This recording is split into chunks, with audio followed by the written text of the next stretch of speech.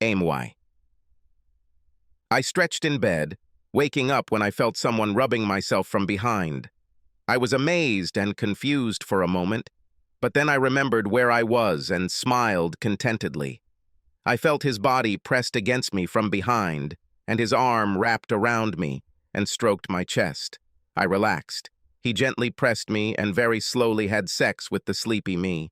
He knew I liked it. We hugged tenderly until the alarm went off. My lover got out of bed and headed to the next room to get ready for the workday. We always booked 2 adjoining rooms with a door between them to avoid suspicion. It would be bad if our affair were revealed. I am Dan's reference. We worked together for a little over 2 years and are lovers most of the time. My role requires us to work very closely together and frequently travel across the country to other offices, meeting clients, and attending industry sales conferences. This gave us ample opportunity to be together without arousing suspicion. Yes, I'm married, and my husband works from home. My marriage was a disaster. I was only 15 when I dated my first and only boyfriend, Alan, in high school. One night while my parents were away, one thing led to another, and I soon discovered I was pregnant. By the time we came out to our parents, it was too late to do anything other than give birth. My parents were furious and forced me to have an abortion. His parents wanted us to keep the child and even offered to take care of him until we finished school. Alan stayed with me throughout my pregnancy, even though we were often called names by other students and our teachers about being an approachable girl. Alan often got into fights with other guys who bullied me, and he was even temporarily suspended from classes. The birth was difficult, but he was with me all the time. Finally, our beautiful baby girl arrived 2 days after my 16th birthday. When we took Lauren in our arms, we realized that we could not give her to anyone.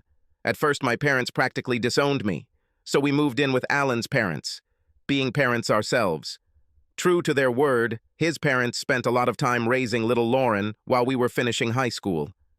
After finishing school, we both got jobs, got married in a simple ceremony without a wedding ceremony, and moved into our tiny house. Our future plans for university had to be put on hold once again, as yet another mistake resulted in the arrival of Lauren's sister, whom we named Emma. In short, over the next decade we did a lot of work, worked hard, and raised our children with the support of our parents. We both worked part-time, combining study and work. At the same time, we managed to raise 2 wonderful daughters. We loved each other very much. Alan is absolutely crazy about his girls, and they are very close. My relationship with them is somewhat more tense. We argue often, and sometimes I resent them. I guess subconsciously, I blame them for not letting me live the life I had planned when I was 15. After graduation, I received a position as an assistant to the director of business development for a medical device company, Dan Johnson. I was then 29, and he was 38. Dan and I worked well together from the start. We quickly turned into a strong professional team. I loved my job, sales were on the rise, and management was happy and encouraged me greatly. I finally felt like I had a truly normal life. My job entailed a fair amount of overnight travel, sometimes alone, but more often with my boss, Dan. It was really exciting to travel to new places around the country to meet with clients, negotiate sales deals, and interact with very senior executives. I had a fantastic experience and loved it. I was traveling about every 3 weeks out of 4. My travel schedule could rank from 1 to 2 nights a week, and sometimes on weekends. While work and travel were great, it meant I was away from my husband and girls. Alan had to take on most of the parenting responsibilities. Dan and I spent a lot of time together and got to know each other very well.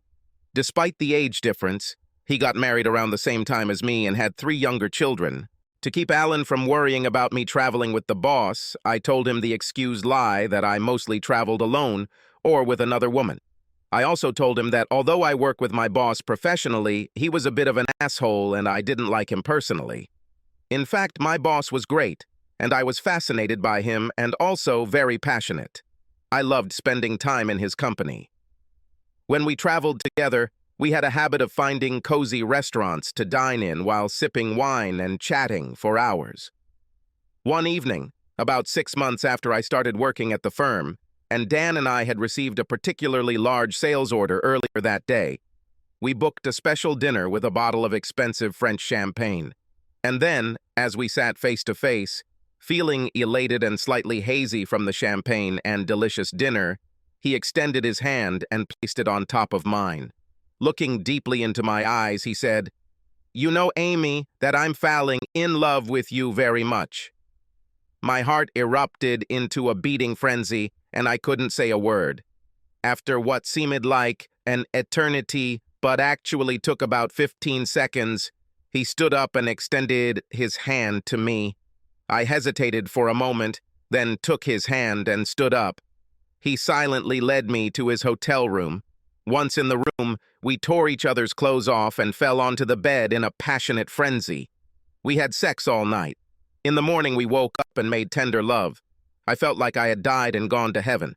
Our flight home was late in the morning, so we ordered breakfast to our room and lay listlessly naked in bed, and after eating, we made love again before leaving. On the way home, I felt guilty for being a cheater. In my defense, I thought that when I was younger, I never had the opportunity to spread my wings with other men, and I deserved at least one time.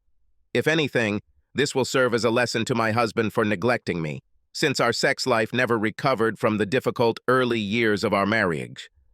I realized that last night I was so busy with Dan that I didn't even call Emma to wish her a happy birthday. She had just turned 11 years old and was growing up quickly. I looked at Dan sitting next to me on the plane, and he smiled back and squeezed my hand. I realized that despite the guilt and the fact that it was wrong, I was hooked. When I returned home, the feeling of guilt came flooding back. Alan was very happy to see me a week later, but I avoided his hugs and kisses. Later that night, when he wanted to make love, I refused, using the excuse of being tired. I was really tired, but I was also sore from the workout Dan gave me. This was the first time I turned down Alan. Back to the present. Our business, which began 18 months ago, has not died down. Over time, I dealt with the guilt and hid my secret from Alan, blocking some of my emotions at home. I didn't realize at the time how emotionally distant I was from Alan and my girls. My thoughts always seemed to be about Dan and when we could be together again. Lying and hiding it became second nature, and I didn't feel so guilty anymore. I fell hopelessly in love with Dan and sometimes thought about leaving Alan and joining him. We sometimes discussed it jokingly as we lay naked after sex, but we both knew it was a big step that could cause a lot of harm, especially to our children. Our company was expanding, so business trips became more frequent. Sometimes, when there were no business trips planned during the week, we would arrange mock business trips, staying overnight at a hotel in a nearby city. We also sometimes went on short weekend trips together to celebrate our anniversaries and birthdays, using as an excuse to attend a conference in a distant location. The conference was always conveniently located far away, in a good seaside resort. We chose the places where the real conference took place, so we had an alibi. We were extremely careful at work and developed a pocket face, acting very professionally when other people were around. We never left together for a secret meeting, had lunch at different times, came and left work at different times, etc. We created secret email accounts outside of the work IT system and only communicated through them. We have never met in our city. When we had to communicate in the office, it was exclusively in large groups, and we never sat next to each other and did not talk one-on-one. I usually called home at the end of the day, choosing a time so that I could not be interrupted or surprised. I never told Alan where I was staying, and he never asked. At home, I complained to my husband about my ass boss and having to travel so often and work so hard. He often asked why I didn't find another job with a good boss and less travel. I just told him that I was studying too much and they were paying me too much to quit. At casual work events where partners were expected to be present, we were very careful in managing our facial expressions and emotions. I introduced my husband to the boss, and he introduced his wife to us. We were always careful to only have a short, polite conversation, and then move on to talk with other colleagues. After that, we never even looked at each other. In all cases, we always carefully covered our tracks. Nobody ever suspected anything. My husband, Alan, was happy that I was doing a good job, but also annoyed that I was away so much, and that most of the parenting responsibilities fell on his shoulders on top of his own work as an IT consultant. Of course, I still loved my husband, although I noticed that we seemed to be growing apart. He always seemed to be busy with the girls and his work.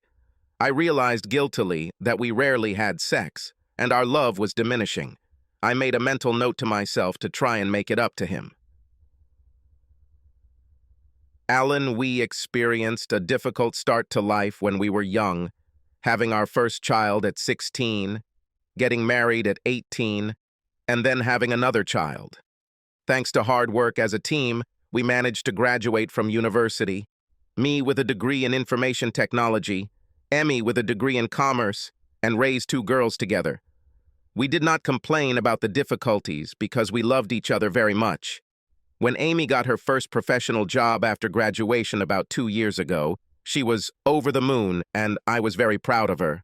Finally, we both grew professionally, received a good salary, and were ready to start living a normal life together. At first, I supported her career advancement, but I grew increasingly resentful of the long hours and amount of travel the job required.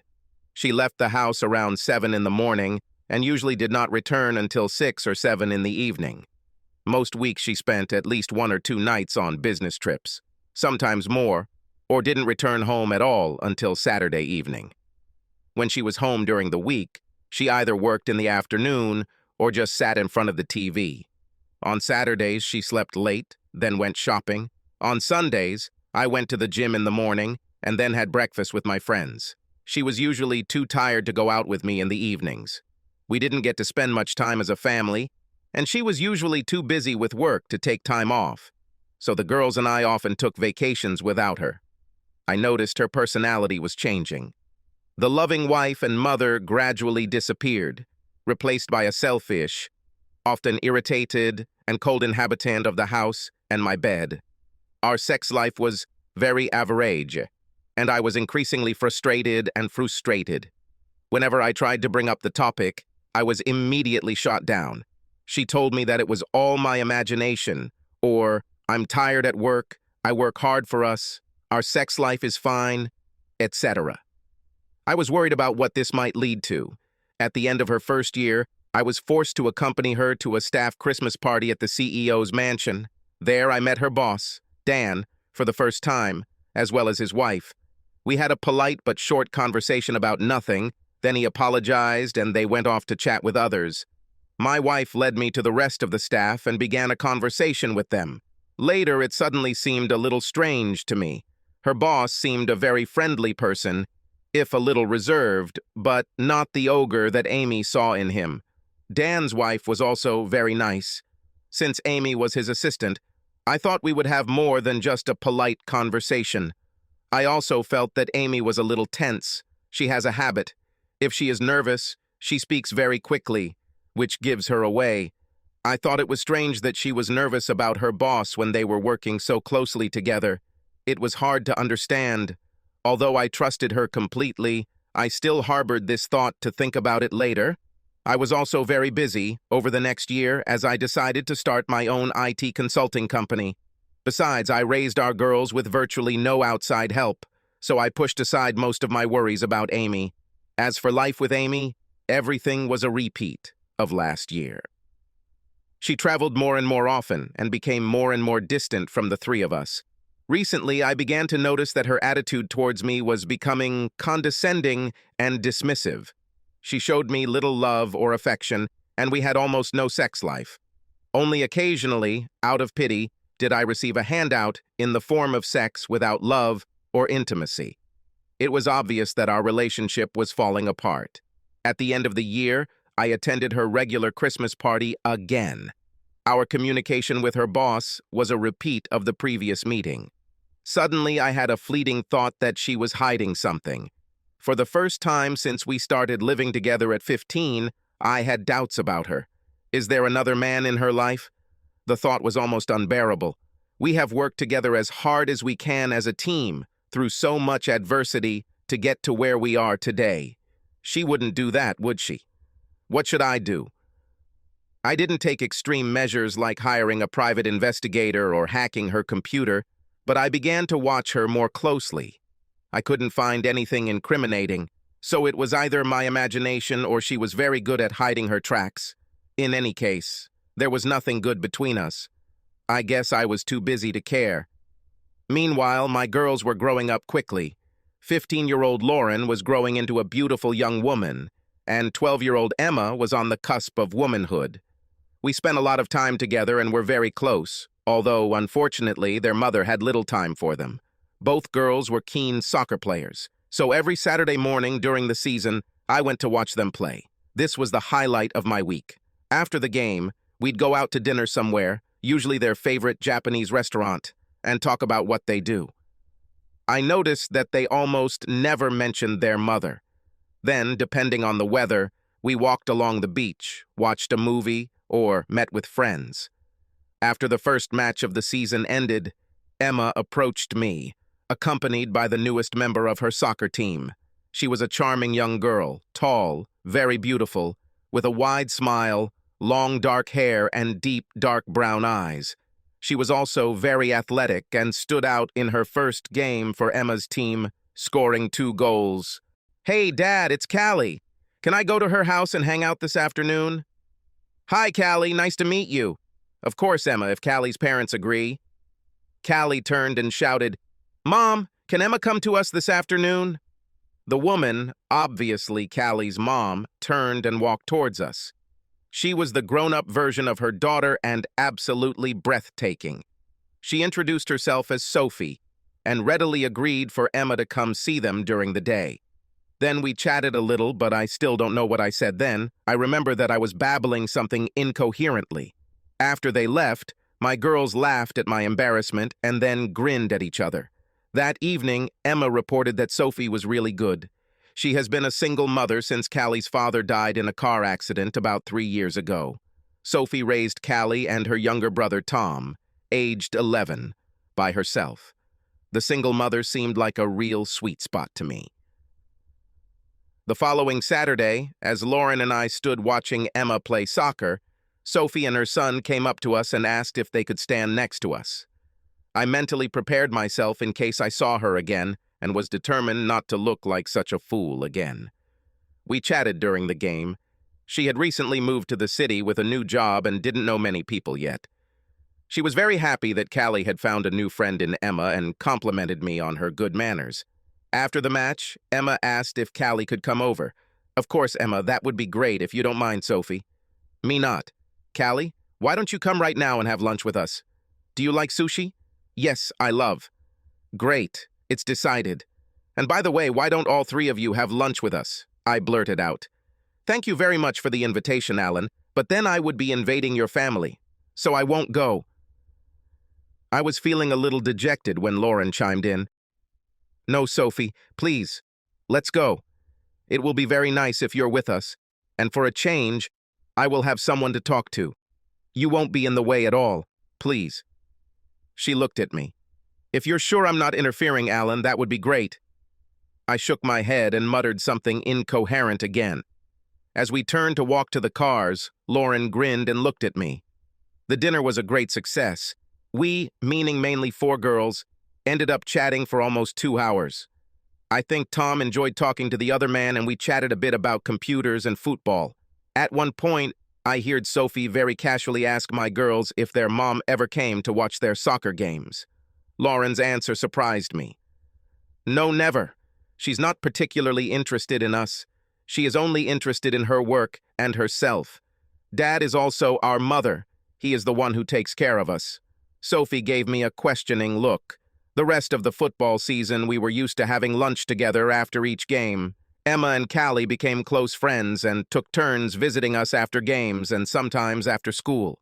Sometimes Tom would come over with his sister, but he seemed to enjoy hanging out with me more than with the girls. We often tinkered with computers, kicked a ball, or rode bicycles.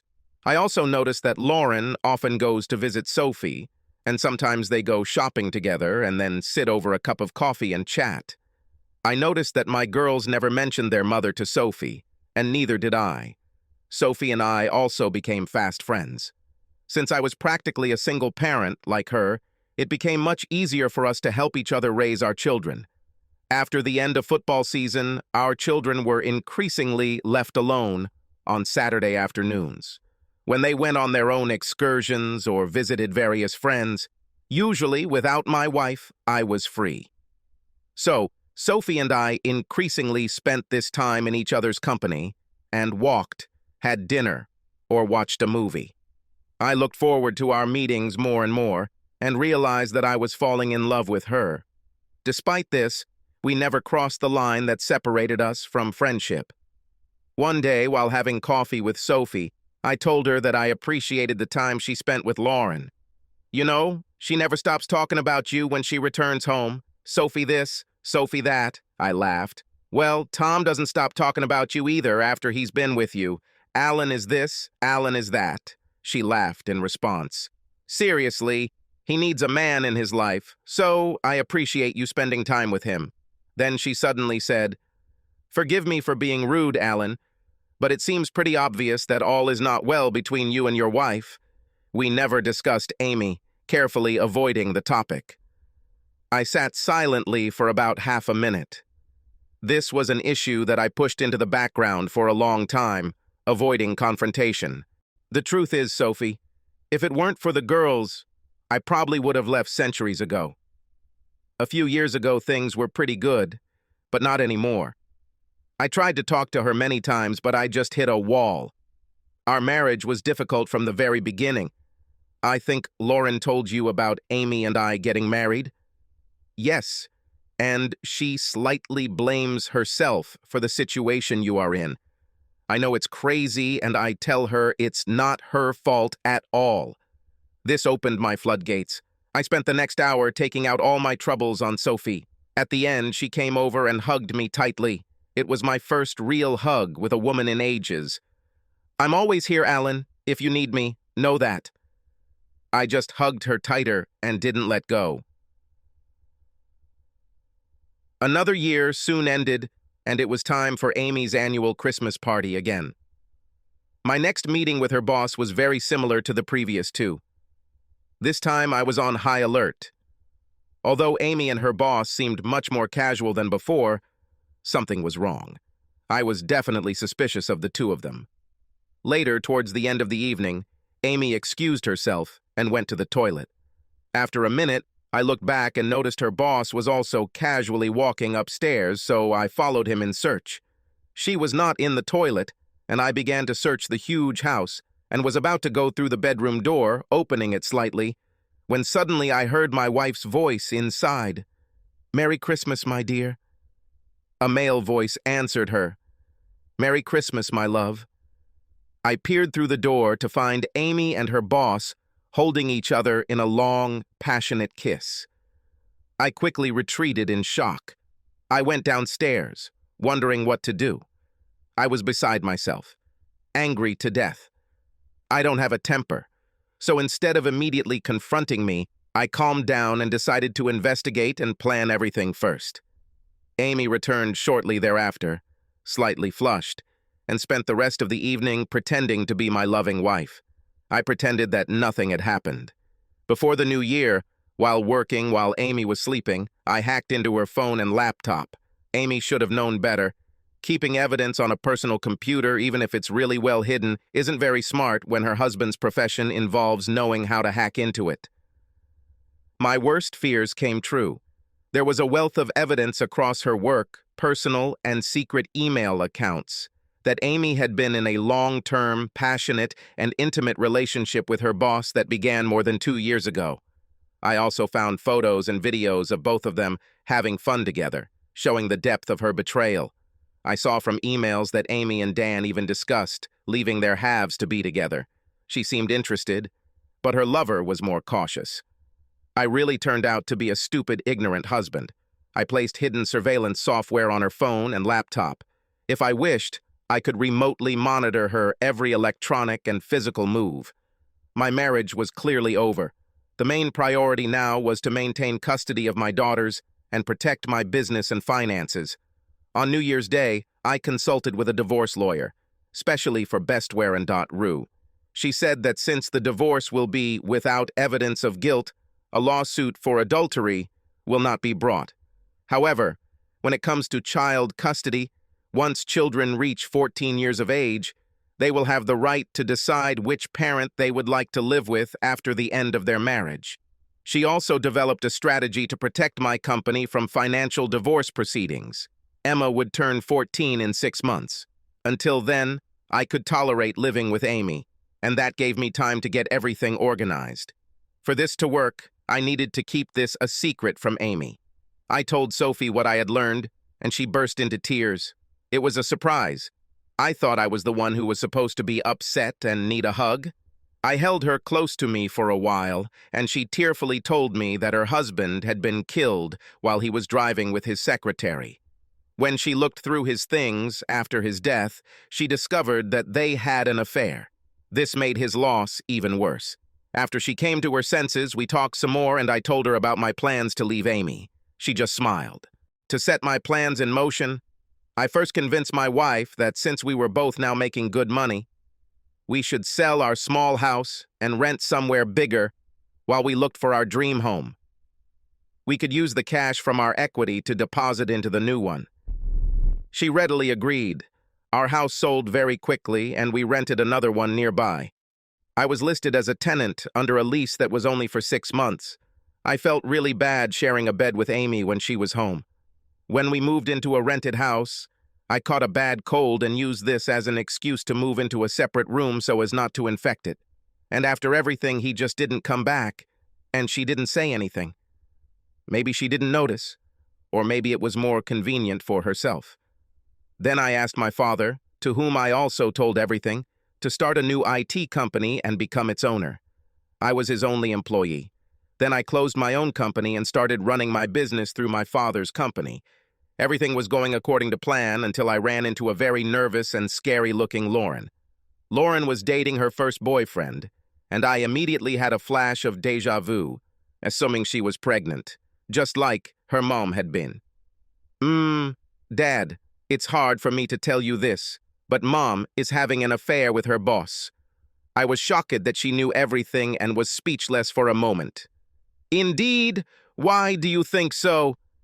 Well, right after we moved here, Emma and I went back to our old house to pick up something she forgot, and Mom and her boss were there. Well, it's a little strange, but it doesn't prove anything. They had sex, Dad, on the living room floor. After I recovered from the shock, I said, I've known about their affair, Lauren, for some time. Then why don't you do something about this cheater? Emma saw it too? Yes. I called to Emma, who was hiding within earshot around the corner, and she shyly walked into the room. I hugged them both tightly. I knew what a terrible thing they must have seen, especially for young Emma. Can you both keep a very big secret? They nodded. I'm going to divorce your mother soon. I'm just waiting until Emma is 14 so she can legally choose who she wants to live with. With you, they shouted in unison. It won't be easy to keep this secret, but we must do everything so that your mother doesn't find out before that. They smiled conspiratorially. After that, I asked Sophie to talk to Lauren between them girls. She now had her first boyfriend, and I didn't want her to follow in her mother's footsteps. Fortunately, Amy was not often present in the house, so we could tolerate her occasional appearance and keep our secret. We enjoyed it even more when she was gone, knowing that the end was just around the corner. We spent more and more time with Sophie and her 2 children, who often had lunch at each other's houses or went out together. One Friday afternoon, when my wife had been ostensibly at a conference all weekend, but was actually with her boss at a hotel at a festival, Lauren said, Dad, I'll be Sophie's babysitter tonight. Oh, really? What is she doing? She goes to lunch with a guy at Brasserie Paris. You know, this is a really cool French restaurant in the city. I immediately felt jealous and tried unsuccessfully to hide it. My daughter looked at me pitifully. She's coming with you, idiot. It's time for both of you to go on a real date. I already made the order, so just call her now and invite her properly. She handed me my phone number. What if she doesn't want to go on a date with me? After all, we're just friends. I don't want her to feel awkward. I'm at a loss as to how you were smart enough to graduate from university. Call her now. I called, and Sophie seemed delighted and accepted the offer immediately. Somehow I felt that this was not a surprise to her. It took me 3 tries that night before my girls were satisfied with how I was dressed for dinner. As I was about to leave, Callie and Tom came into the house. In response to my puzzled look, Lauren said, "Oh, I forgot to tell you that they are spending the night with us tonight, so don't worry about coming home late, or don't come back at all if you don't want to." She smiled and handed me the already packed overnight bag. All of our children were clearly involved in a real conspiracy. When I arrived, Sophie met me at the door. My God. She wore a tight little black cocktail dress with a plunging neckline and stud heels. The dress perfectly hugged every inch of that superb, trim, athletic body. Her size 3 breasts, without a bra, simply stuck out in 2 small, seductive points. Her long black hair was loose and thrown to one side. "Well, say something, Alan." "I can't. I'm speechless." "Do you like it?" she asked, spinning around herself. "Oh, much more than I like, Sophie. I had the best dinner and we had a wonderful time in each other's company." At the end of the evening, when we approached the front door of her house, I said, "I know our kids made me stay the night, but you don't have—" She put her finger to my lips and said, "Shh, I'm counting on you to stay." And she led me inside and to her bedroom. I didn't mean to argue. At first we were a little shy and unsure. It was the first time for both of us with someone else. While I thought she looked stunning before, seeing her naked was simply stunning. It didn't take us long to get the hang of it and really get into it. I threw away all my unfulfilled mental and sexual frustrations and truly felt like I had died and gone to heaven.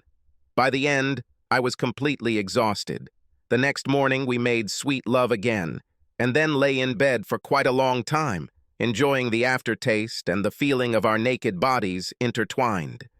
It was a long time coming for both of us, and it felt so good and so right. We heard footsteps on the stairs, voices outside, and a knock on the bedroom door, which then opened and Lauren poked her head inside. "Good morning, you two. It's almost 10 and we're tired of waiting, so we came.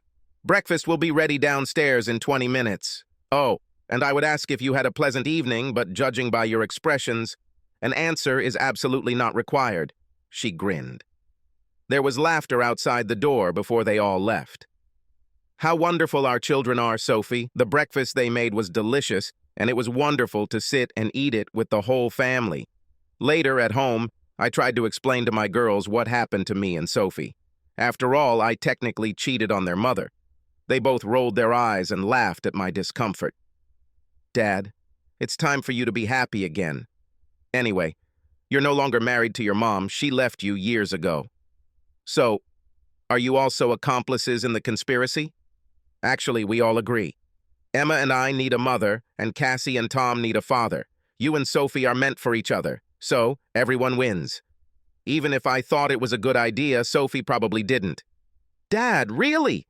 Even you should have been able to understand how she feels about you and what she wants. Do I need to say anything about this?" "No, absolutely nothing, Dad. Their appearance showed that they found it all very funny. Now I felt that they were really controlling me. A few days later, over our dinner together, I announced that I was going to go house hunting the following weekend. Sophie asked, what kind of house am I looking for?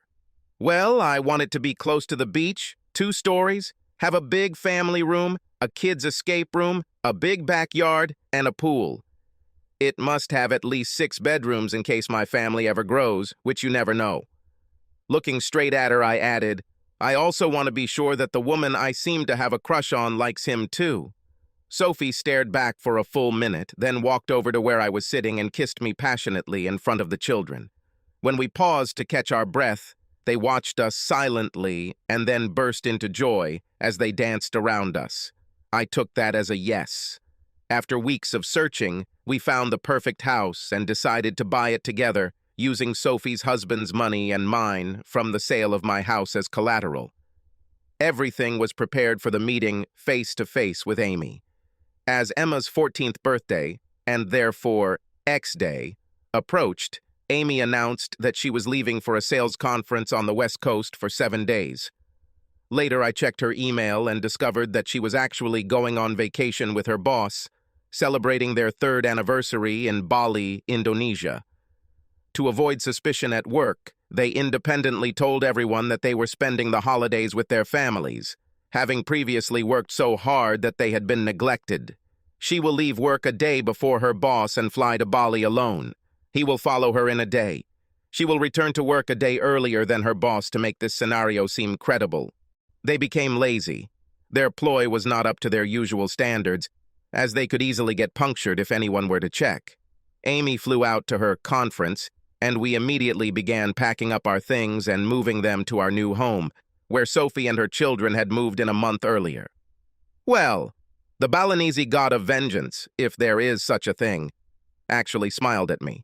The same evening, Amy arrived in Bali. The local active volcano Mount Agung erupted in full force, spewing clouds of volcanic ash into the air. All flights to and from Bali were immediately suspended. Her lover was still at home, and Amy was stuck in Bali alone to celebrate their anniversary. I couldn't think of anything better, and I laughed so hard that I almost peed myself. The volcano continued to erupt, and flights did not resume, separating the lovers. Behind the scenes, I checked her emails and messages every day for fun. The lovers were unlucky, and Amy became very angry with Dan, as if it was his fault. Sometimes Amy would call home and tell us how busy she was at the conference, blah, blah, blah. Acting differently than usual, I asked her what the hotel was like and asked her questions about the city she was supposedly in. When I later logged into her laptop remotely, the story showed that she was frantically searching the internet for plausible answers whenever I thought of asking her anything over the phone. Meanwhile, the 6 of us settled well into our new home. I asked my lawyer to file a legal separation request with the family court. I also received temporary custody of my girls from the court after submitting their signed requests to live with me. As Amy's return day approached, all flights were still canceled, so I was wondering how she would handle the situation. She called me one evening to tell me that she had made a lot of contacts at a conference with potential big sales, and her boss asked her to follow up with them immediately before returning home. I could tell she was very nervous. It's also good that she didn't do video calls because I wouldn't have been able to keep a straight face. I just reassured Amy that we were fine and that I understood everything. When another week passed, she was still stuck in Bali. I saw desperate emails and correspondence between lovers.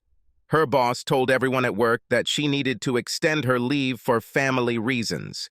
He also called me and apologized for keeping Amy away from home for so long, but it was a big opportunity, vital to the company, blah, blah, blah. I was expecting his call and prepared to respond in the spirit of an obedient husband to an important working wife. I assured him that everything was fine, and I understood everything. I then innocently asked where Amy would be going. He hastily came up with a few places, and I read his letter to Amy, where he told her where she supposedly should be. Of course, my strategy was to make her worry and plant seeds of doubt in her mind that she had been found out. Whenever my wife called, I continued to reassure her that I understood, but continued to ask about attractions in the cities where she was staying. I knew in advance what information she was looking for, so I always asked her a few unexpected, tricky questions, and enjoyed her attempts to answer. I was just playing the role of a brainless sheep. During one call, I said, "Hey, Amy, have you read about those poor souls who are stuck in Bali and can't get home because of the volcano?" There was a moment of awkward silence. "Oh yes, but I didn't pay much attention to it on the news. One of my colleagues was stuck there for 2 weeks. Do you remember Paul Howard and his wife? We met with them about 6 months ago." "Oh yes. We are working on a project together, and he has to do his part online via the internet from his hotel in Nusa Dua. Well, at least the Grand Hyatt isn't a bad place to get stuck." I heard Amy scream on the line. It was, of course, the same hotel where she was staying. Paul wasn't even in Bali, but she didn't know that. And immediately after the call, she moved to a cheap hotel on the other side of the island. She must have been praying to get away with it. Of course, my 5 girls and son thought the whole farce was funny. Yes, Sophie's children were mine now. Finally, after almost 3 weeks, the volcano stopped erupting and flights to Bali resumed. Amy called me to tell me the job was finished and she would be back Friday afternoon. I was waiting for her arrival from the airport in our rented and, in any case, now empty house. I planned this meeting very carefully. When she came in, I was sitting at the kitchen table with 2 glasses and a bottle of wine. She looked tired and very nervous. Unfortunately, she had a deep tan, which is unusual for someone who has been in business for 3 weeks. I was no longer bothered by her usual casual kiss on the cheek. "Wow, you got a nice tan on your business trip.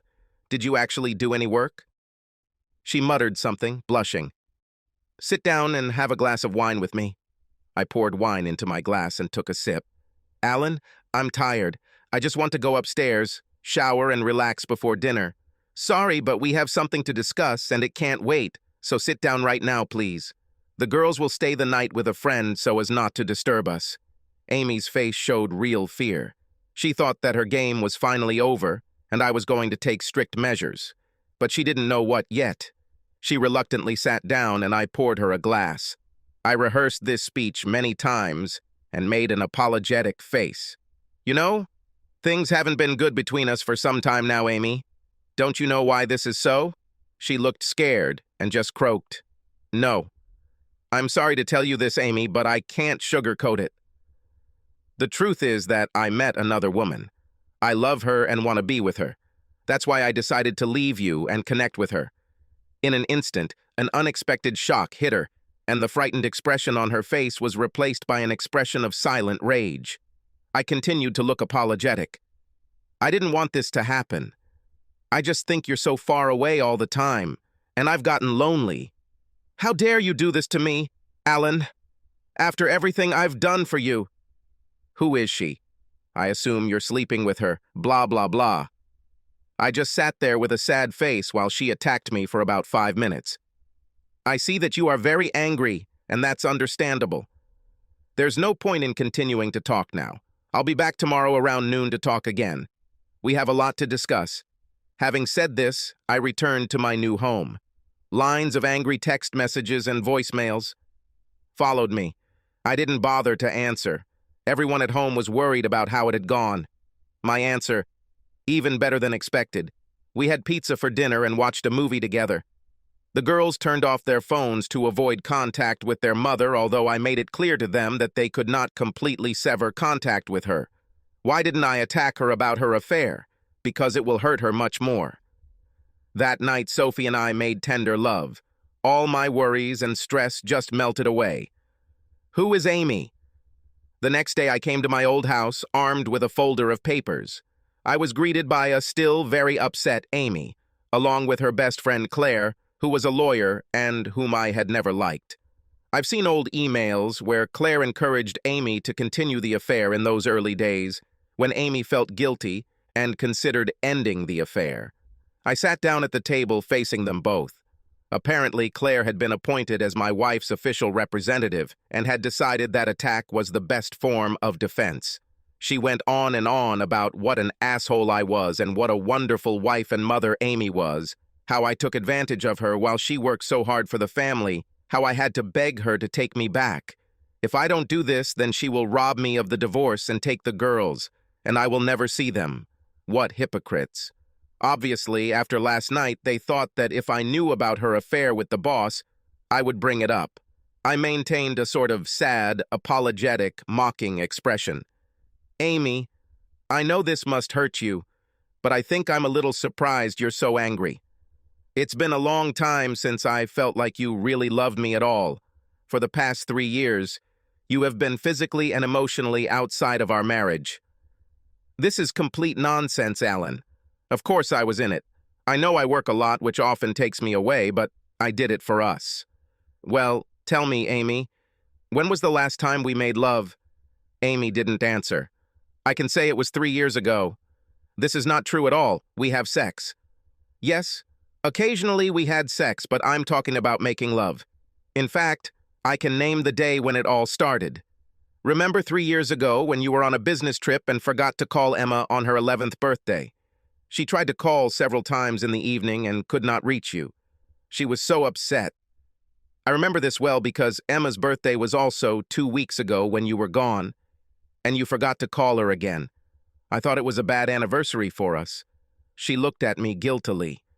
Ever since you returned from that trip 3 years ago, for some reason there has never been anything in common between us. I always wondered why this is so. I could see from their facial expressions that I had hit the nail on the head. They looked very awkward and glanced sideways at each other. After all, Amy, we slept in separate bedrooms for about 6 months and it didn't seem to bother you. I can't remember the last time we went out or relaxed together. It's like taking a vacation from work. They both shuddered. When you're at home, you're actually not with me. And with your girls, too. I smiled inwardly as they shifted in their seats. Anyway, Amy, I'm sorry, but I'm moving on, and I hope we can make our divorce as simple as possible for the girls' sake. In reality, there is no possibility for reconciliation. Who is she? I know her. You met her daughter, Callie, Emma's best friend, a few times. Last year, we met her mum, Sophie, at a Saturday football match and became friends. I think our friendship just grew from there until we realized we were in love. We were in love, then had a relationship, and recently decided to move in together. Before they could say anything else, I placed a large, numbered folder on the table. I have collected some documents and information for you. Tab A is the legal separation agreement that I filed with the court 2 weeks ago. Tab B is the divorce petition that you will sign. The sooner you sign it, the sooner we can move on. Tab C is the proposed financial calculation. Tab D is the new lease for this house. The lease expires in 3 weeks, so if you want, you can renew it in your name. Tab D, all utility contracts. I submitted my notice to terminate after 3 weeks. If you want to stay, you'll have to renew them in your name. Tab E, bank statement. I took 60% of the funds from our joint accounts. Credit cards are in your name and you are now responsible. Finally, Tab F is a temporary court order for custody and child support. The girls decided to move in with me so I could get custody. Child benefit will be deducted directly from your salary at work. Meetings with the children were left open to be resolved later, to our mutual satisfaction.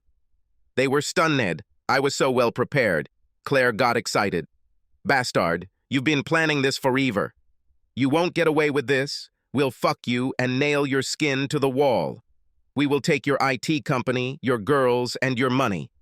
Well, yes, I've actually been planning this since Christmas. I had an inspiring moment at your staff's Christmas party, Amy. I realized that it was truly over between us and it was time to act. I saw Amy desperately trying to remember what happened there.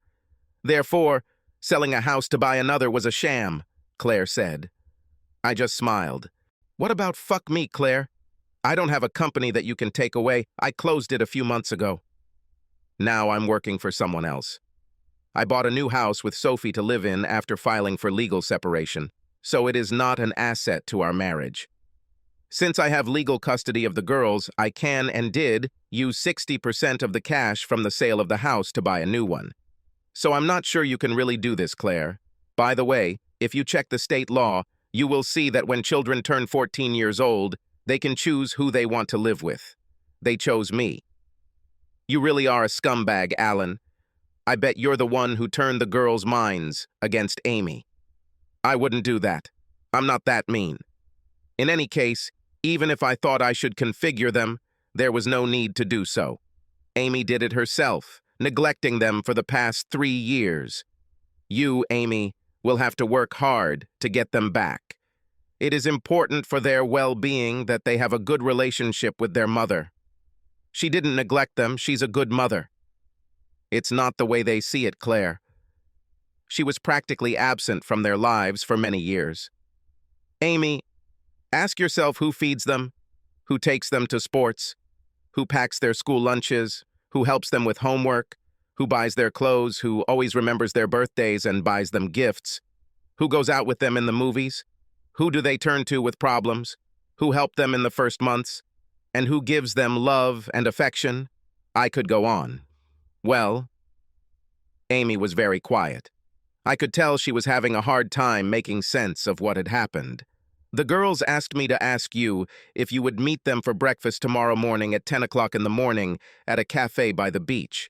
In fact, it was my idea for you to meet, since in fact they don't want to see you. So, what? Can I tell them everything is okay? She just nodded. I left them both and returned to my family. The next day, the girls reported that Amy scolded me all the time and demanded that they live with her. Eventually, the girls excused themselves to go to the restroom and just quietly left. What I can't understand is why she wanted to make peace. She didn't care about me for years. Maybe I was just a convenient teacher and housekeeper for her. Amy. Aftermath.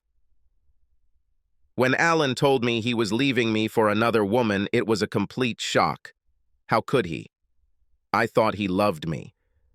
Despite several attempts to talk to him about reconciliation, he wanted nothing to do with me. And the only contact we had was when we picked up and dropped off my daughters during visits.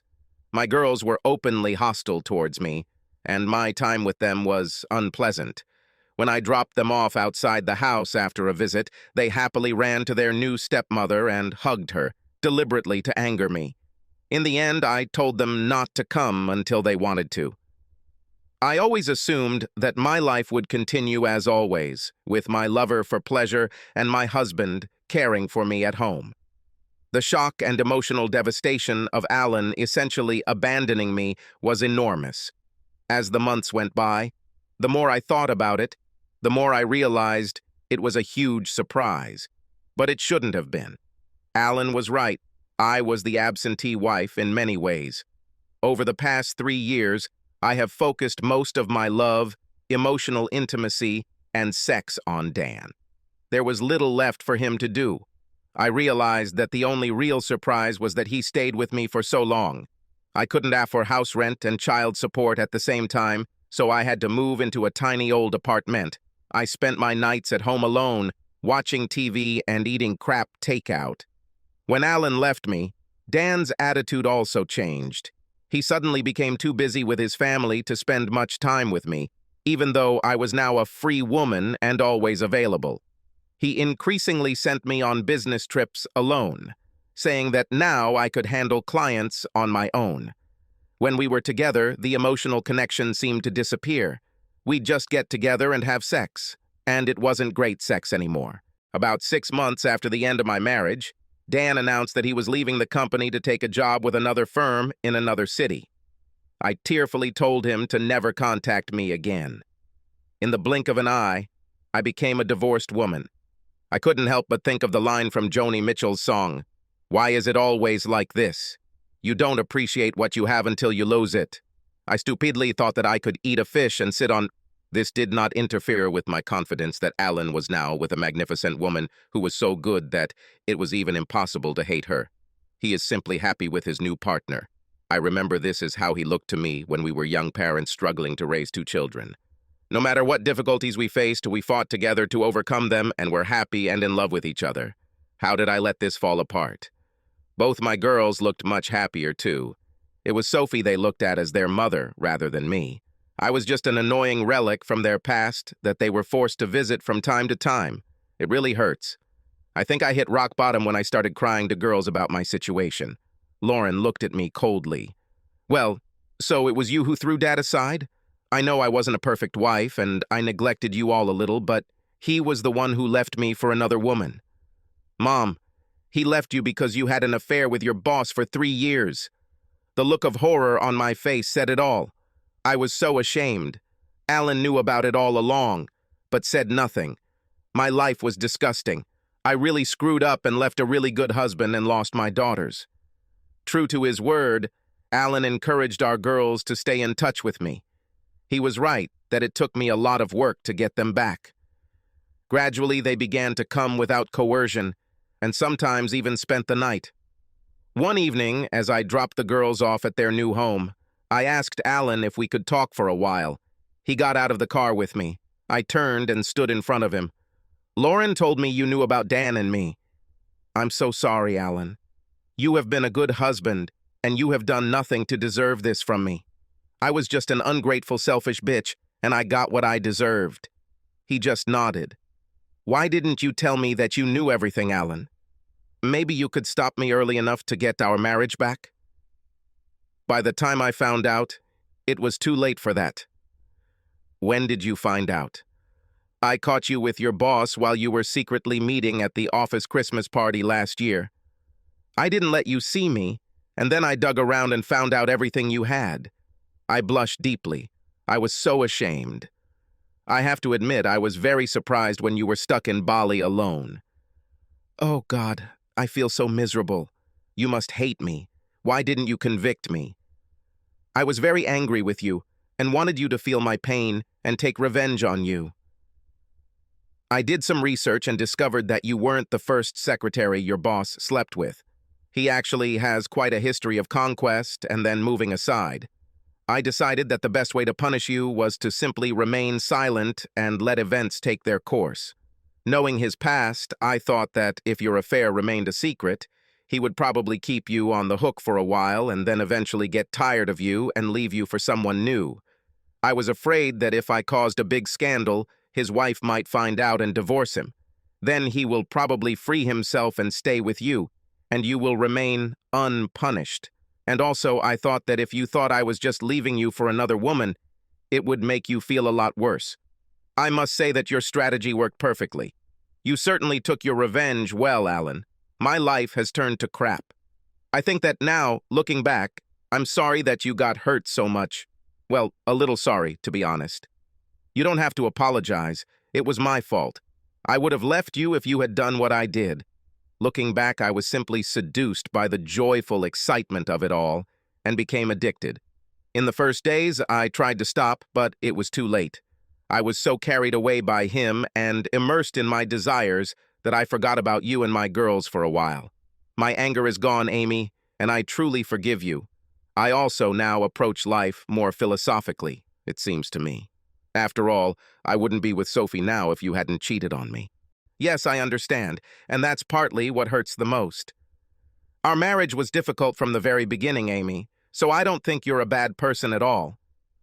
Yes, you made a really big mistake, but he was a professional seducer.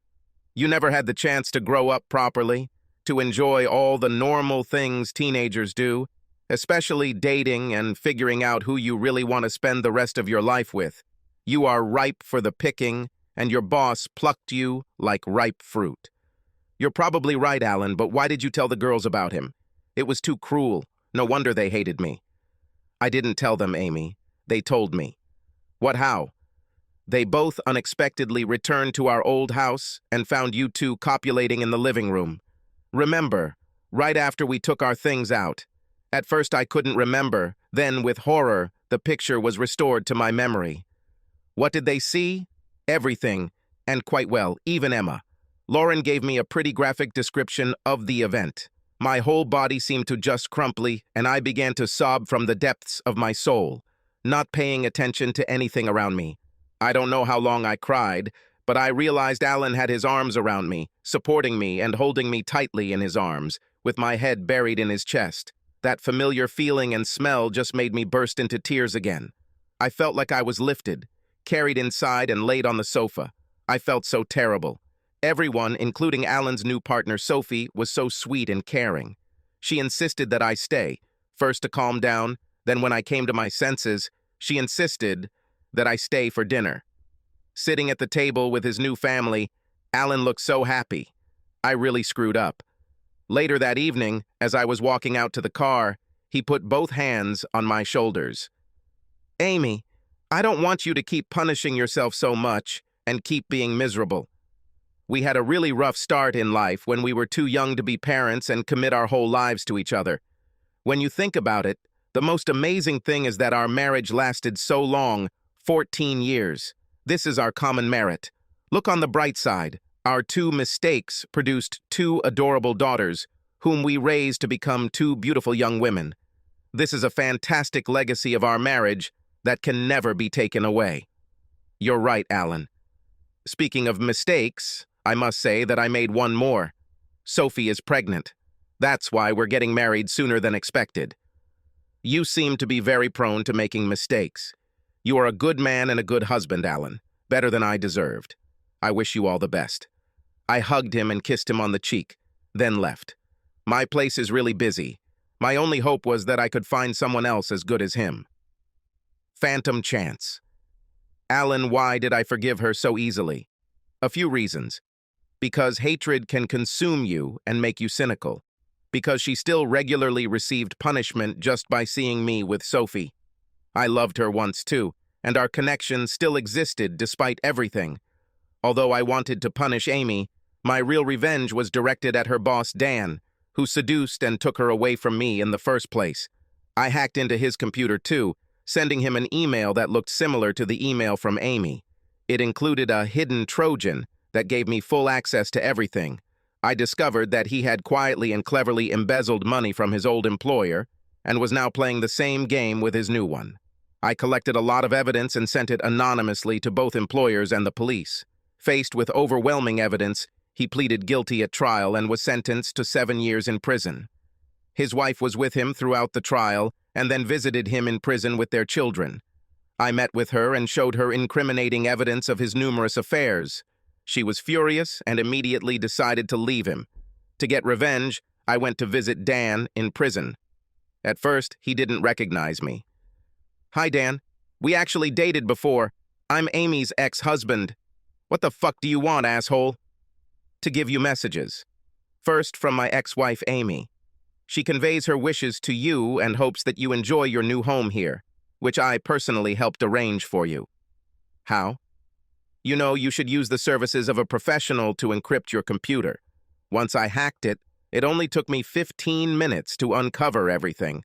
I just couldn't resist sending this material to the police." After he stopped swearing at me, I said, "I hope you don't mind that I also visited your wife and deigned to show her all the compromising photographs and videos that I found about you and your friends. I must say that she is very, very angry with you. She insisted that we take revenge on you in your bed, and I couldn't refuse her. I don't know why, but she missed you." "Nonsense. She asked me to show you this, and I put in front of him photographs of both of us having sex in different positions.